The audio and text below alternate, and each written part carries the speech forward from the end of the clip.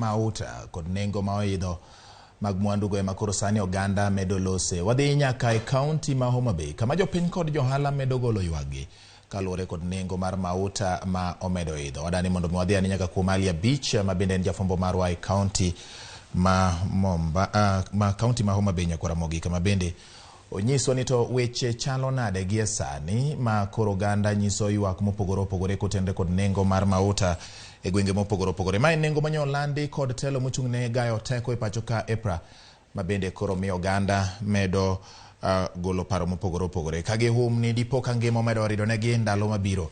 Alia Beach, amosi ni misawa kowuok e boma ma Nairobi. Ageno ni Homa Bay asego kanyada ochiew makare kendo riyo makare gie sani oganda ni kod chenro mopogore opogore. Geno mar jopiny mar bedo gi ngima mayot chal ka gima ok nyal chakore gie sani kaluwore gi medruok mar nengo mar mauta. Nyiswa ni jopiny ma Homa Bay nigi paro mane kata giwacho ang'o hie e weche mag medruok mag nengo mag mauta manyoland midhiambo manyoro.